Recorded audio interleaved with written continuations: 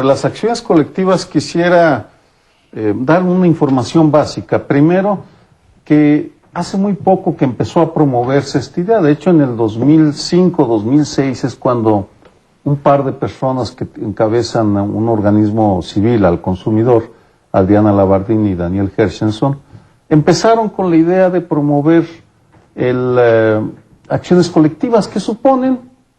que se puede presentar una demanda jurídica para proteger los derechos de toda una colectividad. Es fundamental, importantísimo, por ejemplo, para defendernos de los abusos de las empresas, o de los bancos, o de toda aquella compañía que viola nuestros derechos, sea la Comisión Federal de Electricidad, que es de las que más abusan, por cierto, de las 5 que más abusan, o de Teléfonos de México. En este sentido, lo que quisiera subrayar es cómo en la génesis de las transformaciones son importantes la iniciativa individual, los compromisos de personas. Tú hablabas de Arturo Saldívar para la ley de amparo. Yo quisiera mencionar, además del caso de Adriana y de Daniel, que si esta ley fue aprobada por unanimidad por el Senado el 10 de diciembre pasado, fue posible también porque un senador priista, Jesús Murillo Caram, se la apropió, la hizo suya, y porque en la Secretaría de Gobernación nuestra ex colega Blanca Heredia, desde la unidad de enlace de Unidad de Desarrollo Político, también se comprometió con esta propuesta y se generó una corriente de opinión desde la sociedad y desde el interior del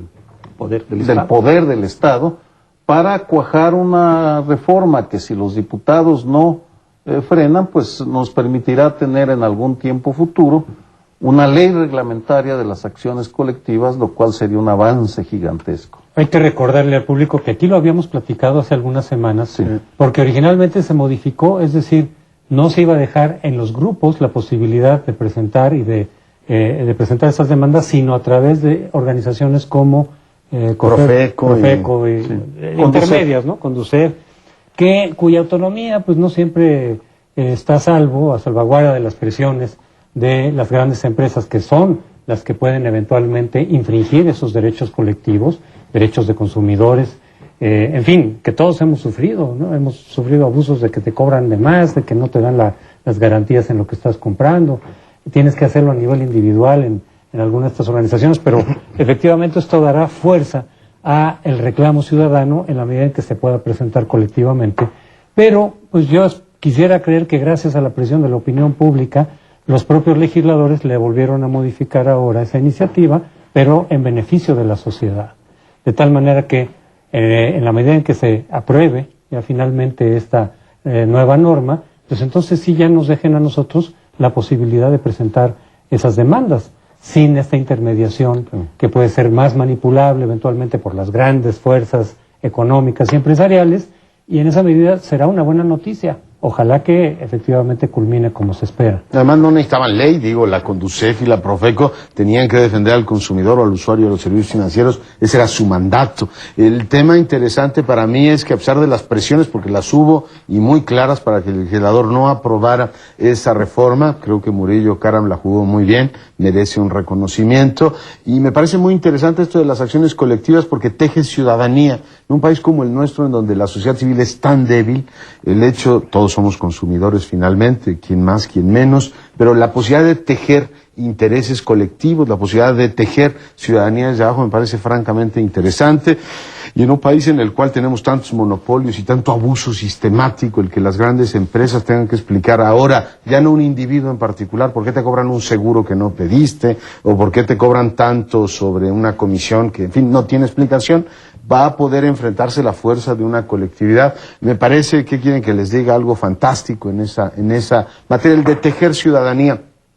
Sobre el asunto de amparo, me parece muy relevante el hecho de que finalmente el Estado mexicano vaya dando su brazo a torcer, de que no puede reconocer que ciertos individuos, que además coincidentemente eran los más ricos, los que tenían la posibilidad de interponer un amparo para, por ejemplo, protegerse de determinadas regulaciones que eran o visiblemente anticonstitucionales o que tenían un hueco por el cual un individuo en particular podía sustraerse de su cumplimiento. Claro,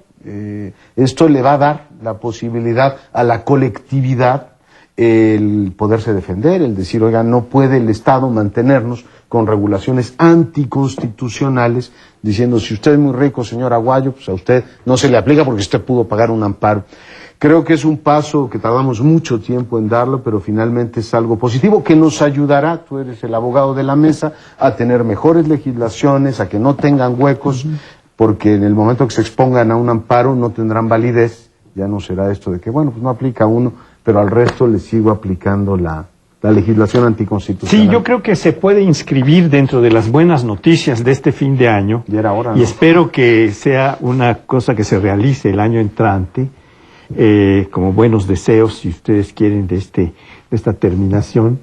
Pues el emprender acciones colectivas que en todo caso, aun cuando algunas partan de una iniciativa individual, de una demanda de amparo individual, quedan generalizadas, quedan afectando positivamente o beneficiando a una colectividad que se encuentre en esa misma hipótesis, a un conjunto de individuos que se encuentren en esa misma hipótesis, siendo la otra parte una acción cuyo titular no es un individuo, sino una comunidad, un grupo social, porque esto hace la diferencia con lo que teníamos antes de la Conducef o de la Procuraduría de Defensa del Consumidor, etcétera, que también beneficiaba solo al que solicitaba, que habían sido violados sus derechos por una empresa, etcétera, le habían cobrado más de lo que estaba autorizado a cobrarles. Eso era solamente benéfico para quien hacía la denuncia o la demanda en el consumidor o en la Profeco o lo que fuera. Ahora, cuando la acción colectiva se establezca y dé un fallo favorable, todos los que se encuentren en esa hipótesis, todos aquellos a los que se han cobrado de más, les han hecho arbitrariedades, etcétera, quedan protegidos por esta acción, lo cual es verdaderamente una noticia magnífica para la sociedad mexicana. Yo no quisiera abrir la champaña antes de tiempo. Desde luego, por supuesto que es buena noticia que vayan las cosas por ahí, ojalá culminen adecuadamente, pero eso también nos anima al hecho de que los ciudadanos sí podemos ejercer presión. Yo quisiera nada más recordar que esto de las acciones colectivas también fue uno de los elementos que diversos movimientos anulistas, no digo que todos porque era un movimiento muy heterogéneo, incorporó en su pliego petitorio. Entonces, vaya, en la medida que de diferentes maneras los ciudadanos ejerzan presión sobre los políticos, pues algo se puede ganar, porque a veces da la sensación de que somos totalmente impotentes frente al poder político, que no nos hacen caso en absoluto, que ellos siguen con su cuento por su lado. Ocurre muy frecuentemente, pero esto nos alienta a decir, bueno, vean cómo a veces, en ciertas circunstancias, con la presión adecuada, sí podemos obtener resultados. Una hipótesis que tiene que ver con lo que ha pasado con la transición. En el pasado, cada movimiento social era respondido con una reforma electoral que beneficiaba a los partidos. Y así se gestó esta partidocracia que ahora padecemos, desafortunadamente. Me parece que estas decisiones tomadas por el Senado de la República apuntan a que el legislador está entendiendo que las inconformidades no solo tienen que ver con la vida de los partidos o las elecciones, sino que se relacionan con asuntos de la vida diaria. Y qué más cotidiano puede ser que el consumir, el pagar la luz, el teléfono, contratar un seguro y hacerlo con la conciencia de que estamos recibiendo un servicio adecuado y acorde con el dinero que estamos pagando.